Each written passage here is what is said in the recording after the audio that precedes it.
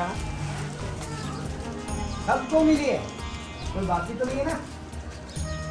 आपके जीवन का अनुभव कैसा रहा, क्यों आपने पूरा जीवन इस मार्ग पे हैं, तो इस मार्ग पे आने के बाद आपके जीवन का अनुभव कैसा रहा? देखिए रही प्रारंभिक अवस्था तो संसार में 4 ही देवता प्रधान माना गया। अतिथि देवो भव, मातृदेवो भव, पितृदेवो भव, आचार्य देवो भव। इसका पहले शुरुआत करवाना चाहिए।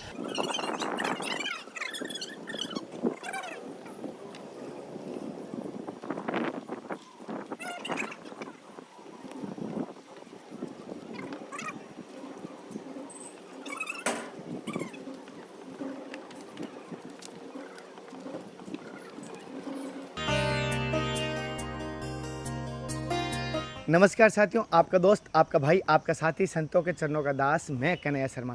जैसे कि आपको लगातार दिव्य त्यागी तपस्वी संतों के दर्शन करवाने की कोशिश कर रहा हूं, और अभी मैं, जैसे कि आपको पता है, नेपाल की यात्रा शुरू करूंगा। उससे पहले रास्ते में जो संतों के स्थान आ रहे हैं, वहाँ मैं संतों के दर्शन करवाने की कोशिश कर रहा हूँ।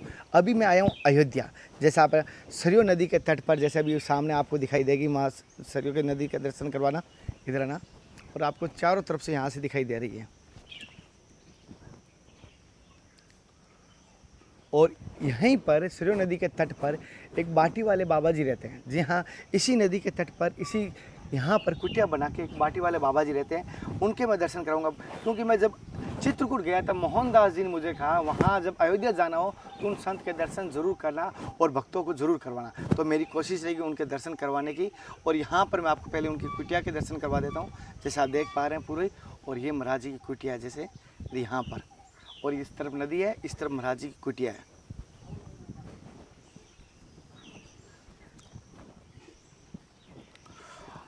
और साथियों, जैसे कि इस कह सकता हूँ, सभी ने गुरु पूर्णिमा अपने गुरु जी के चरणों में मनाई है, मुझे पता है। और आप सभी को मैं एक बात कहूँगा, कभी भी कोशिश करें। इस बार जैसे हमने स्कूलों में, जैसे सभी स्कूलें खुली है, तो हमने सोचा स्कूलों में जैसे नोटबुक हुई, pencil, eraser, sharpener, pen, scale, जो भी उन बच्चों को पढ़ाई संबंधी सामग्री की आवश्यकता रह रही है, वो हम कर रहे हैं।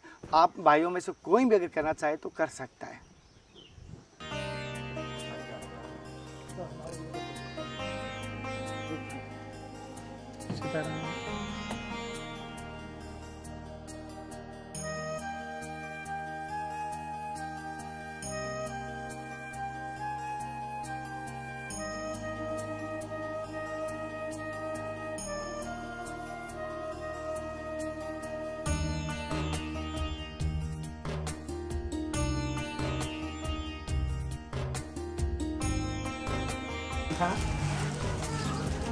सबको मिली है, कोई बाकी तो नहीं है ना।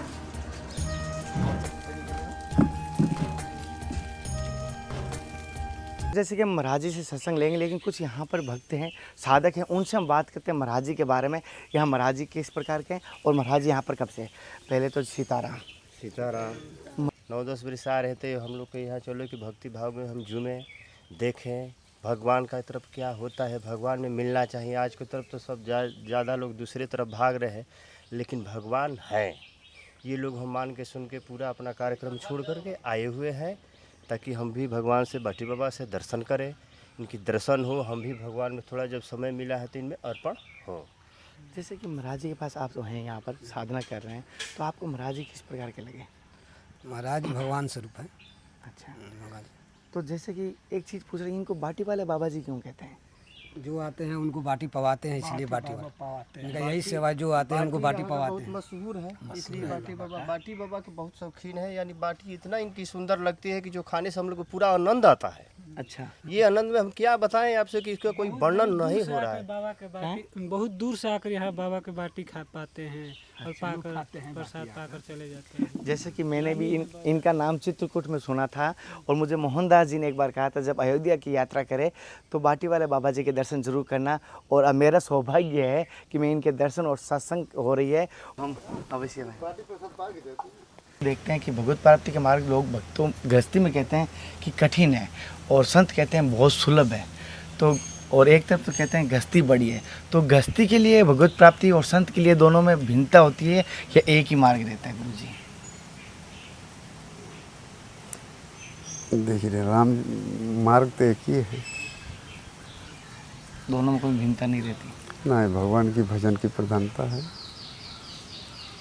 भाई जो जितना भगवान से साधन सिद्ध राम पकड़ने हो, भगवान के प्रेम में जिसका जितना प्रेम है।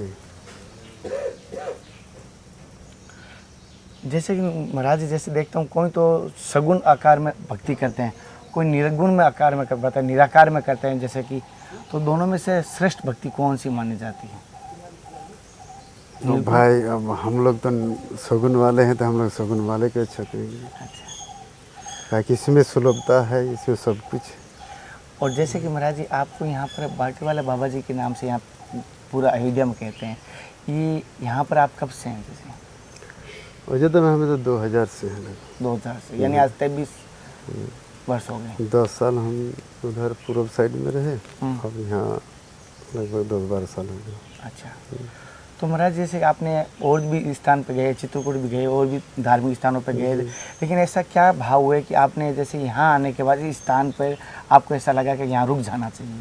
ये तो भगवान की इच्छा, जिसको जहाँ रुकवाना होता है भगवान वही रुकवाते। क्या कि हम चित्रकूट में झोपड़ी बनाई और वहाँ रहे, और रहने की हम इच्छा भी की।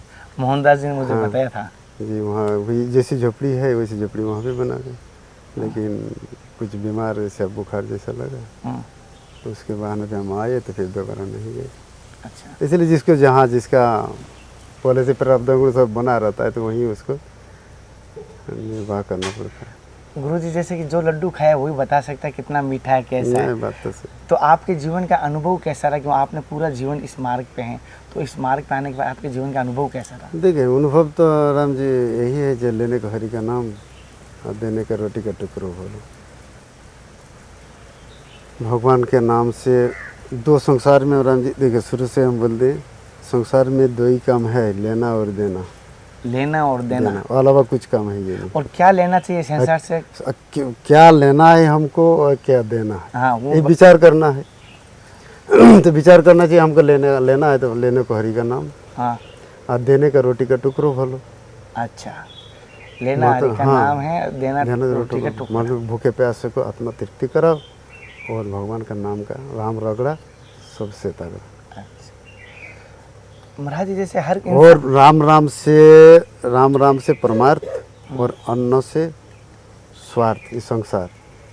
ये बिना भगवान के नाम से कोई परमार्थ काम हो नहीं सकता है, और अन्न के बिना ये संसार चल नहीं सकता। तो जीवन में इसलिए दोनों बीज रूप में, मतलब भगवत प्राप्ति के दो ये पहिए माने। दो ही पहिया। अच्छा। ये भक्ति मार्ग दो कर्ण फूल बता क्या, एक भक्तों की सेवा, एक भगवान की सेवा। अच्छा महाराज जी, जैसे एक छोटी सी बात कहते हैं, कभी कभी कहते हैं ना, कोई मार्ग तो भगवान के दर्शन की अभिलाषा सबको रहती है, हर भक्त की रहती है, हर साधक की रहती है, तो क्या भगवान के दर्शन की अभिलाषा होना सही है या नहीं होनी चाहिए? अरे यही तो प्रधान है, अभिलाषा होना ही प्रधान है। अच्छा। इसके बिना तो प्राप्त हो ही नहीं सकता। भगवत प्राप्ति प्रधान है, अभिलाषा होना चाहिए। तो महाराज जैसे कि आप इस मार्ग में आने के बाद, जैसे आपको कभी यहाँ राम जी के, ठाकुर जी के कभी दर्शन हुए यहाँ पर? देखिए, राम जी कहे मोते अधिक संत कर, भगवान जब हमसे मेरा नाम बढ़ा, तो भाई हम छोटे से क्यों बड़े से संबंध करें जी, हैं जी। तो भगवान में नाम रुचि हो गई, राम रगड़ा सबसे तगड़ा। हम भगवान के नाम से हम आश्रय ले ले। जी जी महाराज जी, जैसे कि आज की देखते हैं नई पीढ़ी है जो मेरे से उम्र या मेरे से बच्चे छोटे हैं, और अभी जैसे स्कूलें भी खुल रही है, तो मैं आपसे बच्चों के लिए छोटा सा मार्गदर्शन आपसे लेना चाहता हूँ कि माता पिता का क्या कर्तव्य होता है बच्चों के प्रति, और बच्चों की दिनचर्या कैसी होनी चाहिए? आप थोड़ा मार्ग करेंगे तो शायद सभी गार्जियन इस बात पर अमल करेंगे। देखिए राजी, प्रारंभिक अवस्था तो संसार में 4 ही देवता प्रधान माना गया। अतिथि देवो भव, मातृदेवो भव, पितृदेवो भव, आचार्य देवो भव। इसका पहले शुरुआत करवाना चाहिए। महाराज जी एक बार वापस बताना। जैसे मातृदेव भव, हाँ, पितृदेव भव, आचार्य देव भव, अतिथि देव भव। अतिथि देव, ये 4 प्रारंभिक देवता, ये प्रत्यक्ष देवता है कलिकाल के। अच्छा, इसका पहले सम्मान, इसका जिस तरह से इनको प्रसन्न कर सकते हैं, प्रसन्न करना चाहिए पहला। मेन गुरुजी ने बड़ी बात बताई, 4 प्रधान देवता है, प्रत्यक्ष देवता, प्रत्यक्ष भी देवता है, और इन चारों को प्रसन्न करने का ही जीवन का लक्ष्य रखे तो और भी बेहतर। वो तो अपने आप सुलभ हो जाएगा। ये 4 आपका हो गया तो सब सुलभ हो जाएगा, आगे की रास्ता खुल जाएगा। अच्छा, पहले के समय देखता था, जैसे अभी चित्रकूट का मैं देखा हूँ, ये हिमालय में देखता हूँ, वो जैसे त्रेता युग सतयुग के जैसे झलक दिखती है, कुटिया दिखती थी, वो अब अयोध्या में धीरे धीरे, जैसे आप तो भी मैं देख रहा हूँ पूरे दूर हैं, मतलब साइड में है, तो वो चीज़ें धीरे धीरे लुप्त हो रही है। तो क्या ये सही हो रहा है या? देखिए राम जी, अब अयोध्या वैराग्य की भूमि है, कितने वो भी कुछ भी करे, लेकिन अयोध्या में उतना चमक दमक नहीं हो पाएगा, क्या कि ये परंपरा ऐसा है, वैराग्य की भूमि। वैराग्य। अच्छा, जैसे 4 प्रधान देवता बताए हैं, और जैसे सभी से कहता हूँ कोशिश करें 3 घरों में कभी खाली मत जाएं। मैं सभी से कहता भी हूँ, गुरु के घर, बहन के घर और देवताओं के मंदिर कभी खाली नहीं जाना चाहिए। हालांकि श्री कृष्ण ने सीखा कि मित्र के घर भी खाली नहीं जाते। तो महाराज जी माफ़ी चाहते। नहीं, ठीक है। हम तो राम जी को आज इतना स्वभाव पूछ लेना, हम तो कोई बोलते ही नहीं। नहीं महाराज जी, ऐसे ही 2 शब्द मिल जाते हैं। जैसे आपने अभी 4 प्रधान देवताओं के बारे में बताई, 100 में से अगर 2 ही इस मार्ग पे आते हैं तो अपने जीवन का धन्य मानते हैं कि मेरे को मिली, मेरे बच्चे, अगर मैं चलूंगा तो मेरे बच्चे उस पर चलेंगे। कहने पे बच्चे नहीं मानते, अगर जिस मार्ग पे मैं चलूंगा वो बच्चा देखेंगे, कर लेंगे। अगर मैं कुछ खा रहा हूँ, पी रहा हूँ, तो बच्चे उस देख को नकल जल्दी करते हैं, और कहने पे बच्चे नकल नहीं करेंगे, कहने पे उनके ऊपर से जला जाता है, और हम करेंगे तो शायद तक बच्चे उस पर अमल कर लेते हैं। जी निश्चित राम जी। आप सत्संग दंड तो सत्संग, आप पंचांग करी दो।